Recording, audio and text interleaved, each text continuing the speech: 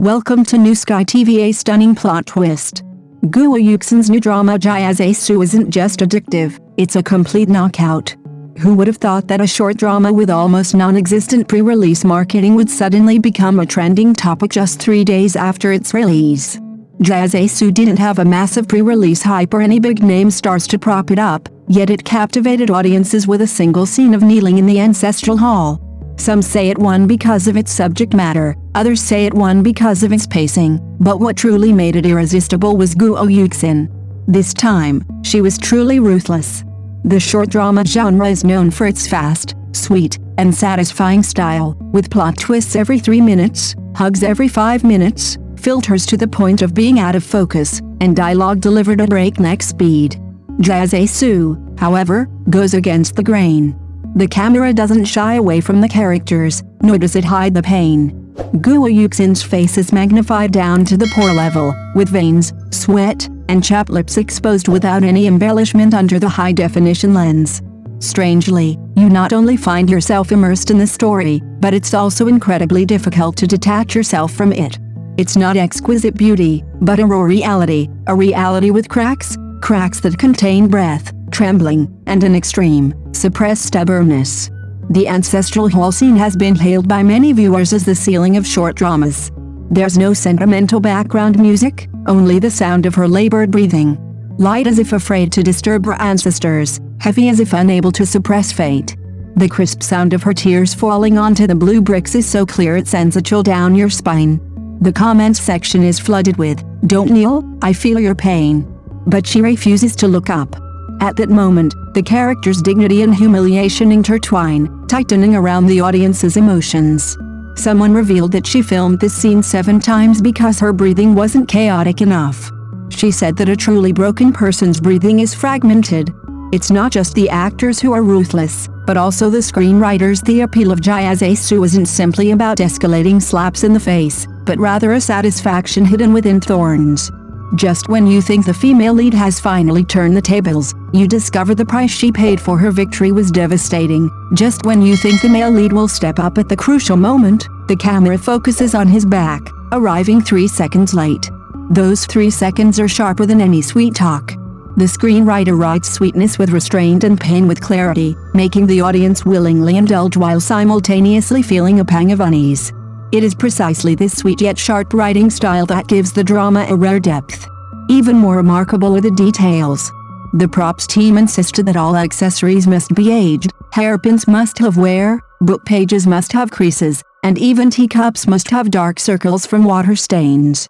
Not for the sake of retro, but to make it look used. The director said, "The play is fake, but the traces must be real." So what we see is no longer a pretty empty shell, but a life that has been lived over time. That sense of realism is like an underground river, slowly flowing from the depths of the camera, connecting the play and the real world. And what truly breaks down your defenses is the behind-the-scenes footage of Guo Yuxin squatting on the set late at night. She sat alone in a corner of the set, her makeup still on, her eyes red and unnatural. The staff urged her to go back to the hotel, but she said, "I want to stay a little longer, otherwise the emotions will dissipate." At that moment, you understood why her crying scenes weren't exaggerated, because she was genuinely saying goodbye to the character. The audience isn't stupid, they can see the sincerity and distinguish between perfunctory performances. A short drama can top the trending searches. Looking at that statement now, it seems somewhat ironic. It's not that short dramas are bad, but that someone is finally willing to polish them as works of art. When Guo Yuxin practiced her breathing to match the characters, when the screenwriter planted barbs behind the satisfying moments, when every prop was imbued with the warmth of being touched, this drama, Jiahe Zai Xu, was no longer a mass-produced product, but a sincere collaboration. You can say it's slow-paced, you can say it's not industrially sweetened, but you can't deny that it makes you willingly sink in. Because in that dark river, there is pain, and there is light. There are cracks, and there is rebirth. This is not a short drama that you will forget after watching it. This is a reminder that even in the fast-paced era, sincerity still has its power. What's even more ruthless is its courage to portray Rebirth as a sober reckoning. Rebirth doesn't portray the female lead as an invincible revenge machine, but rather makes her pay the price for her sharpness after every victory. The convenience store scene in the modern timeline is truly masterful.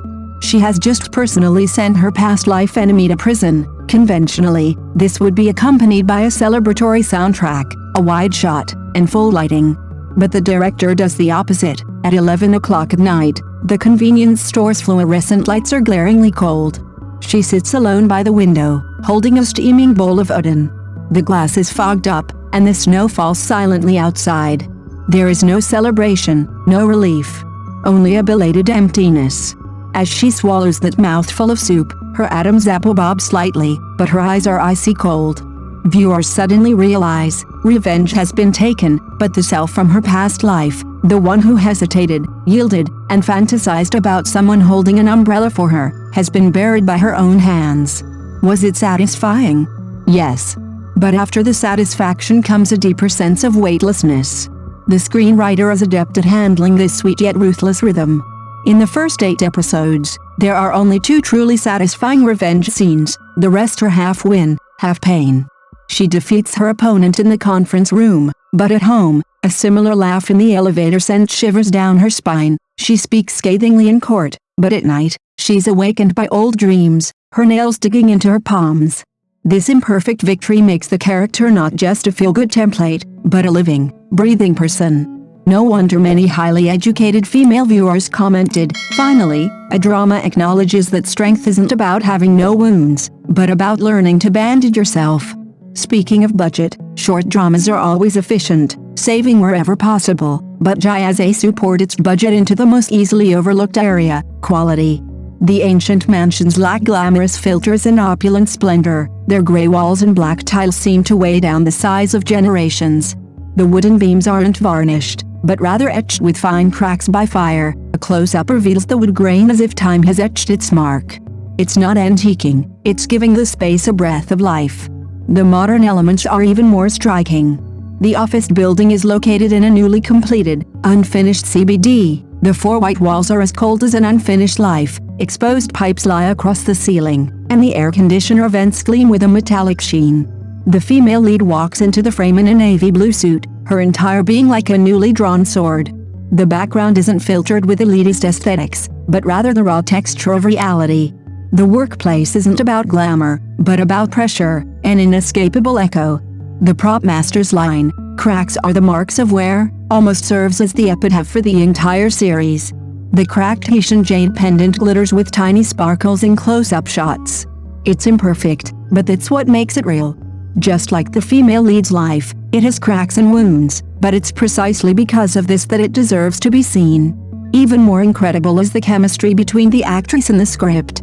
Guo Yuxin didn't portray Rebirth as the ecstatic joy of God gave me a chance, but rather as the clear-headed realization of I must bear all the consequences.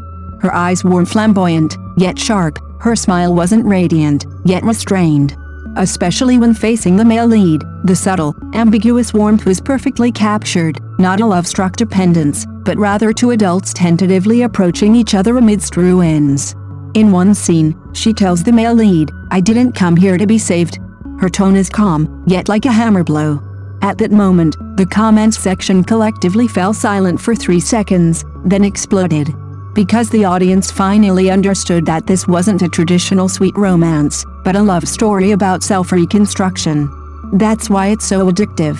Not because of the many plot twists, not because of the high-sugar content, but because it dares to admit, people can start over, but the price cannot be erased.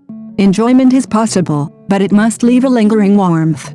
Love can come, but it must be built upon a complete self.